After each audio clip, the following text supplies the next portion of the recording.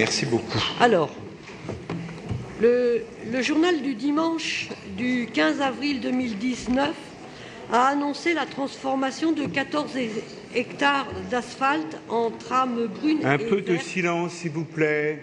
Madame Morel a la parole et elle seule. Donc, le journal du dimanche du 15 avril 2019 a annoncé la transformation de 14 hectares d'asphalte en trame brune ou verte d'ici 2020. Les principaux sites concernés sont les écoles, les grandes places, les bois et certaines artères routières.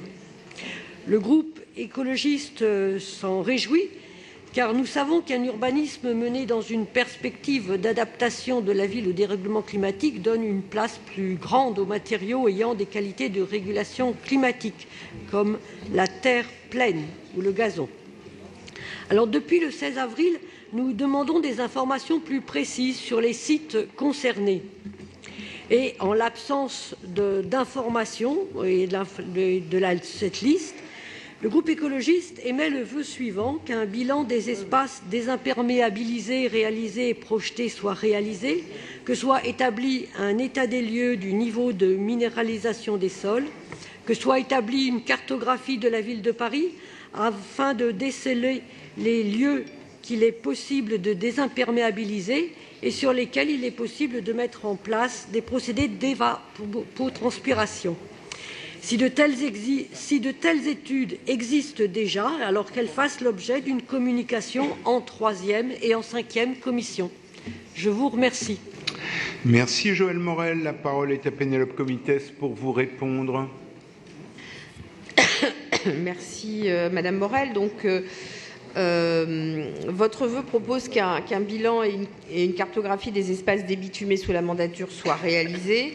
Ce sujet fait l'objet de réflexions et de préconisations aussi au niveau métropolitain, comme en témoigne le référentiel publié pour une gestion à la source des eaux pluviales dans la métropole, notamment publié par la PUR en avril 2019, qui fait des préconisations de gestion et de transformation de l'espace urbain. C'est un travail qui est accessible en ligne.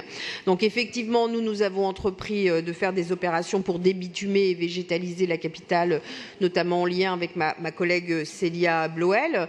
Dans le plan biodiversité, il y a des engagements très forts en matière de désimperméabilisation, notamment l'action 19 du plan biodiversité qui vise à participer à la résilience urbaine et à l'adaptation du territoire au changement climatique et à augmenter cette surface, et figure également dans le PLU et dans le plan pluie des engagements, et notamment les engagements du développement de la trame brune. Alors, c'est effectivement près de 16 hectares qui auront été désimperméabilisés entre 2014 et 2020. C'est plus que les chiffres que vous citez parce qu'on en a ajouté depuis.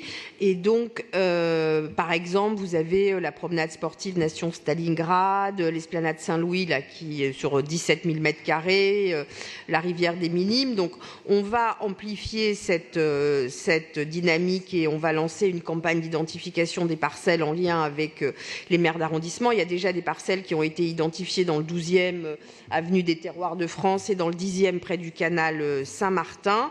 On va également, dans le cadre du permis de végétaliser, aller plus loin en lançant des campagnes de débitumage des trottoirs pour qu'on puisse y réaliser des fosses de plantation. On aura des projets réalisés dès cet été dans 3 arrondissements parisiens. Donc bon, j'ai bien noté les demandes de cartographie et des bilans, et donc on va travailler effectivement à pouvoir vous les fournir. Donc je vous donne un avis favorable. Merci beaucoup, Pénélope Comitès. Donc, je mets aux voix le vœu 89 avec un avis favorable, si j'ai tout compris. Qui est pour, qui est contre, qui s'abstient, il est adopté. Nous en arrivons au vœu 90 et la parole est à